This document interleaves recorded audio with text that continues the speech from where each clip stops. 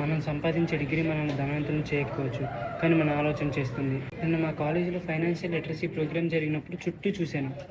చాలామందికి అది జస్ట్ ఒక క్లాస్, కానీ నాకు మాత్రం అది ఒక లైఫ్ టైం రియాలిటీ చెక్. స్టూడెంట్గా మనల్ని వేధించే అతిపెద్ద భయం ఏంటో తెలుసా? డిగ్రీ అయిపోయాక సెటిల్ అవుతామా, నెలాఖరు వచ్చేసరికి జేబు ఖాళీ అయిపోతే ఎవరిని అడగాలి అనే ఆందోళన. మనం అందరం చదువుకుంటున్నది సంపాదించడం కోసమే, కానీ ఆ సంపాదనను ఎలా కాపాడుకోవాలో ఎవరూ నేర్పించరు. నేను నేర్చుకున్న మనీ సైకాలజీ లెసన్స్. ఇప్పుడున్న క్రేజ్ కోసం ఖర్చు పెట్టే ఆ 100 రూపాయలు రేపు మన ఫ్రీడమ్ని దూరం చేస్తున్నాయి. ట్రేడింగ్ అయినా లైఫ్ అయినా అదృష్టం మీద ఆధారపడి కాదు, లెక్కల మీద ఆధారపడి ఉంటుంది.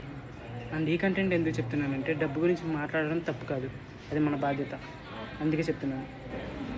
ఒక్కసారి ఆలోచించండి, మనకి 25 ఏళ్ళు వచ్చేసిన తర్వాత మనం డబ్బు కోసం పనిచేయాలా, లేకపోతే ఆ డబ్బే మన కోసం పనిచేయాలా? Option is yours.